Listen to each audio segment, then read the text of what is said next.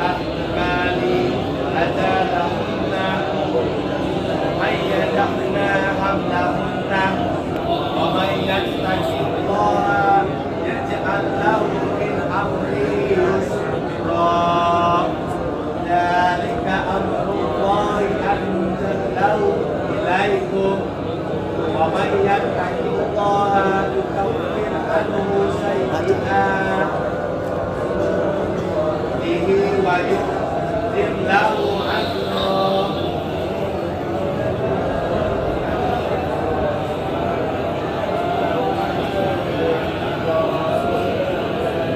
أسكنوهن من حيث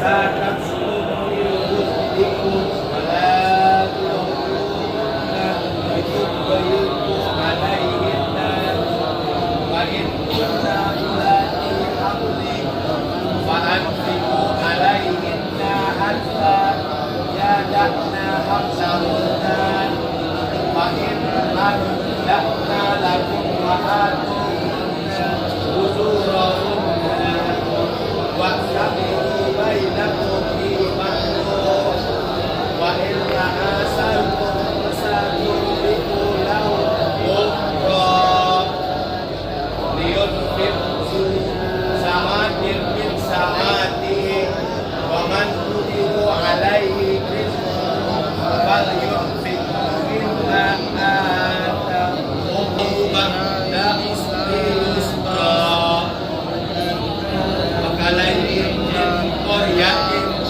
أتت عن أمر ربها ورسله وحاسبناها حسابا شديدا وعذبناها عذابا نكرا وهذا قال أمريا وكان عقيبه أمريا مسرا على الله له عذابا سابقا الله سيأولي الألباب الذين آمنوا قد أنزل الله إليكم ذكرا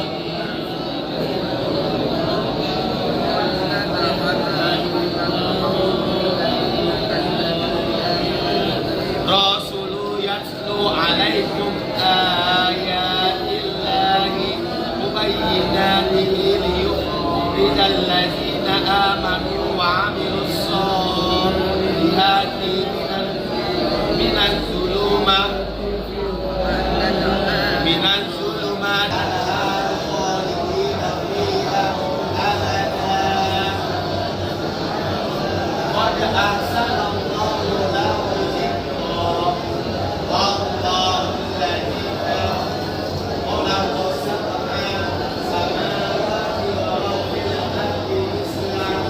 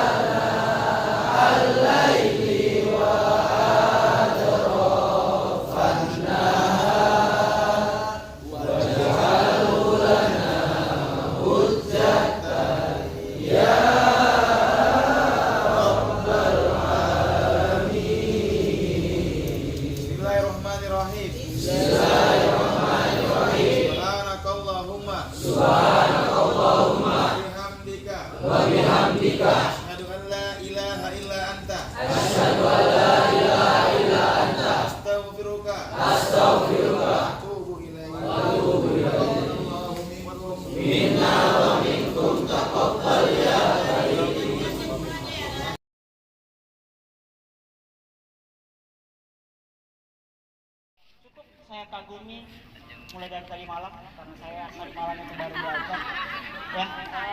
Tapi walaupun saya belajar dari tadi malam, karena saya percaya bahwasanya tokoh ini memberikan suatu pemahaman yang luar biasa mengenai Tuhan. Oke, bagaimana pengajaran Tuhan, bagaimana untuk kita bertanya mengenai ketuhanan itu, bagaimana untuk kita mengimani Tuhan itu. Oke, salah satu tokoh yang saya bawa itu adalah satu murid Tuhan Yesus, yaitu adalah bernama Thomas. Apa yang pertama yang terbesit dalam pikiran kawan-kawan dengan nama Thomas? Tidak percaya ya? Ada yang tidak terbesit apapun? Walaupun tidak ada yang terbesit dalam pikiran Anda, tidak apa-apa, karena kita di sini adalah mau belajar bersama-sama. Oke? Jadi pada saat kita berbicara mengenai Thomas di sini kawan-kawan, ada baiknya, ada eloknya kita harus berkenalan. Setidaknya itu kita tahu siapa namanya, asal mula dari namanya. Asal guru sosiologi mengatakan epistemologi dari bahasa itu ada artinya gitu. Jadi kita harus mengenal siapa itu Thomas, setidaknya dari namanya. Namun sebelum saya memperkenalkan Thomas ini sendiri, ada baiknya saya memperkenalkan diri terlebih dahulu supaya Anda percaya. Oke? Jadi mungkin kalian teman-teman bahwasanya sudah kenal siapa saya. Cuma saya lebih memperkenalkan siapa diri saya, yaitu nama saya itu Ramot Simon Hans Christian. Warga saya Harianja, secara otomatis kalian tidak perlu lagi menanyakan agama saya. Oke? Karena tanpa saya berdiri di sini dengan nama saya saja kalian sudah tahu apa agama saya. Oke, dengan kalian sudah tahu siapa nama saya, sama halnya dengan saya mempelajari Thomas tadi malam. Dari saya mengenal dia, maka saya mulai tertarik dengan kepribadian daripada Thomas itu. Dari saya suka dengan kepribadiannya, mulai tertarik, maka secara otomatis akan ada timbul cinta. Dengan saya memperkenalkan diri, mana tahu ada dari kalian yang cinta kepada saya. Oke, itu Tuhan ternyata kawan-kawan itu tidak ada bagian daripada saya Alkitab. Namun Thomas itu kawan-kawan, karena saya juga baru belajar semalam, maka saya ambil contoh sedikit. Ini contoh yang baik.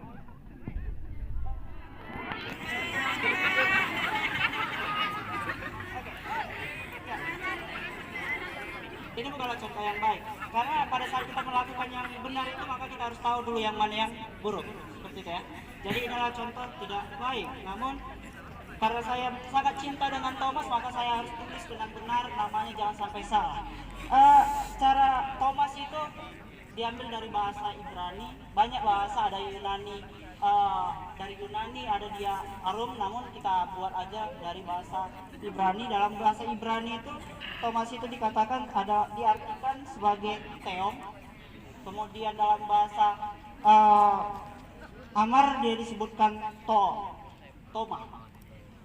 Maka dalam diartikan dalam bahasa Indonesianya itu adalah kembar ataupun anak yang kembar. Namun Alkitab tidak ada menjelaskan siapa kembaran dari Thomas.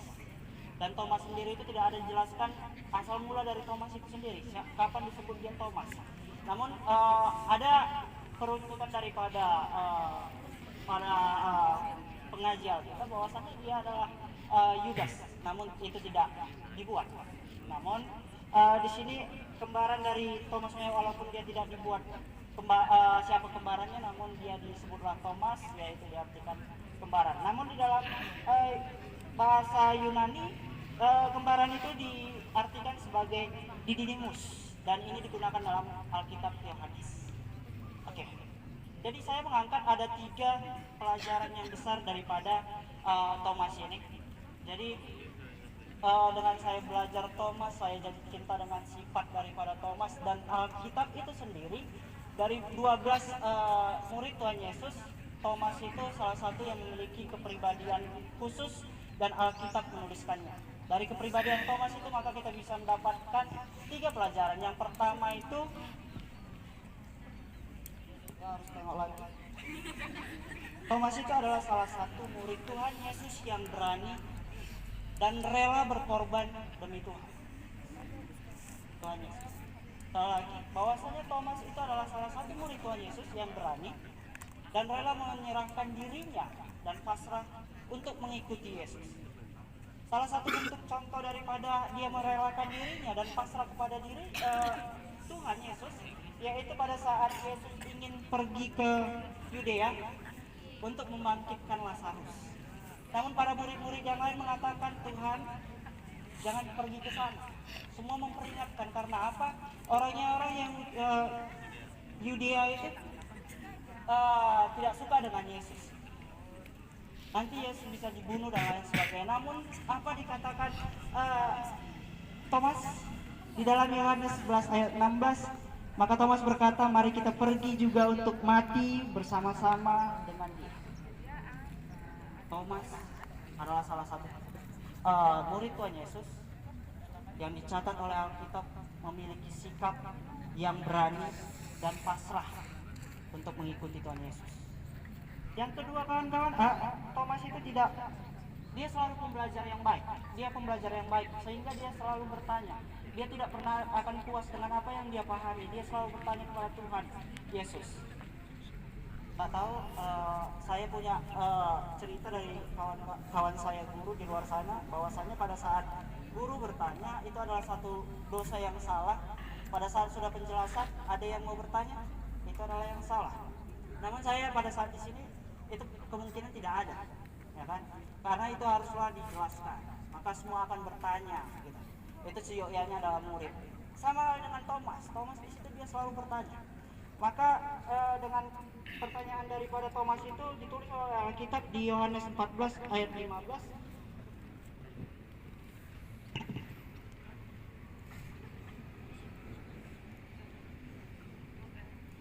Di Yohanes 14 ayat 5, bukti daripada Thomas itu selalu bertanya dan menghujani pertanyaan kepada Tuhan, maka dia berkata kepadanya, Tuhan, kami tidak tahu kemana engkau pergi, jadi bagaimana kami tahu jalan ke situ. Di sini pada saat Tuhan menjelaskan bagaimana rumah Bapa, bagaimana Tuhan itu mempersiapkan. Dia pergi ke sana mempersiapkan, setelah siap dia akan kembali dan akan memberikan tempat di sana. Maka Thomas akan bertanya itu, kemana kami mau pergi? Kami nggak tahu di mana tujuannya. Maka Tuhan dengan hebatnya berkata, dan ini menjadi pedoman daripada umat Kristen yang percaya. Kata Yesus kepadanya, akulah jalan dan kebenaran dan hidup. Tidak ada seorang pun tidak ada seorang pun yang dapat datang kepada Bapa kalau tidak melalui aku. Itu adalah satu kebenaran yang dipertanyakan oleh Thomas, sehingga kita bisa memedominya sampai detik ini bahwasanya Tuhan itu adalah jalan, kebenaran, dan hidup. Dan tanpa dari dia, kita tidak bisa bertemu dengan Bapa. Jadi teman-teman, mari kita belajar dengan betul. Kita sebagai pembelajar, maka belajarlah dengan betul. Banyak daripada teman-teman saat ini yang belajar, dia tidak sadar bahwasanya dia belajar. Maka pantaskan diri kita, sadarkan diri kita bahwasanya kita belajar. Supaya apa? Ilmu yang kita gali itu memang layak untuk kita pahami. Kemudian yang ketiga, ini yang sangat luar biasa.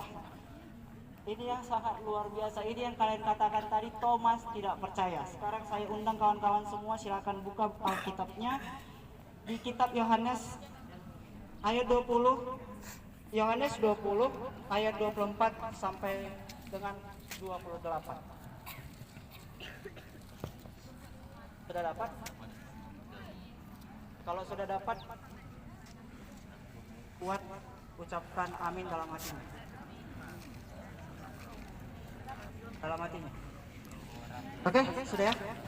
Maka saya akan yang baca di ayat yang genap, kita baca secara responsoria kawan-kawan. Kita mulai.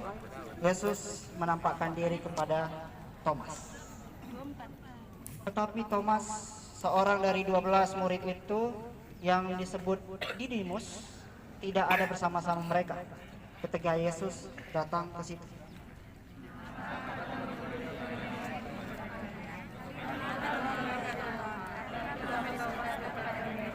Sebelum aku melihat bekas paku pada tangannya, dan sebelum aku mencucukkan jariku ke dalam bekas paku itu, dan mencucukkan tanganku ke dalam lambungnya, sekali aku tidak percaya. 8 hari kemudian murid-murid Yesus berada kembali dalam rumah itu dan Thomas bersama-sama dengan mereka. Sementara pintu-pintu terkunci, Yesus datang dan ia berdiri di tengah-tengah mereka dan berkata, damai sejahtera bagi kamu. Kemudian dia berkata kepada Thomas, Taruhlah jarimu di sini, dan lihatlah tanganku. Ulurkanlah tanganmu, dan cucukkan ke dalam lambungku. Dan jangan engkau tidak percaya lagi, melainkan percayalah. Thomas menjawab, "Ya Tuhanku dan Allah." Mari sama-sama kita baca sekali lagi ayat 28. Thomas menjawab dia, "Ya Tuhanku dan Allahku." Kita mengatakan tadi bahwasanya Thomas itu orang yang tidak percaya. Namun tanpa kita sadari kawan-kawan, tanpa kita telaah bahwasanya ketidakpercayaan Thomas itu menunjukkan bahwasanya suatu bukti keilahian daripada Allah.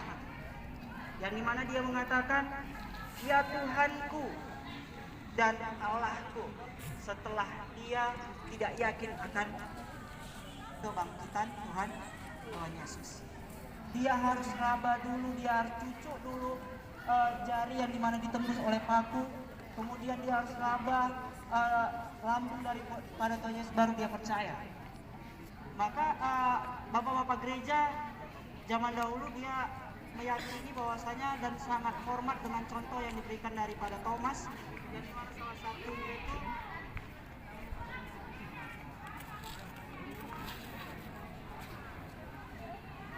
Agustinus. Ia berkata, ia telah meragukan agar kita bisa percaya. Jadi dengan apa yang disampaikan oleh Thomas di situ, kita bisa yakin dan percaya akan keilahian daripada Tuhan, bahwasanya Tuhan itu adalah juru selamat yang hidup, dan dia memang benar-benar adalah Tuhan dan Allah. Jadi mari teman-teman, dari pembelajaran kita mengenai pemahaman sifat daripada Thomas ini, yang dimana dia belajar, dia menelaah terlebih dahulu apa yang dia pahami mengenai ketuhanan. Dia selalu bertanya, dia selalu berani akan kebenaran akan Tuhan. Maka ya daripada itu ada suatu terakhir ini, ya, ayat 29 kawan-kawan, inilah jawaban yang sangat luar biasa daripada Tuhan. Luar biasa daripada Tuhan. Walaupun Thomas itu mengatakan Tuhan adalah Allah, Tuhanku, Allahku, maka Tuhan menjawab kepada dia di ayat 29, kata Yesus kepadanya, "Karena engkau telah melihatku, maka engkau percaya. Berbahagialah mereka yang tidak melihat namun percaya." Amin. Mari kita bersatu dalam doa.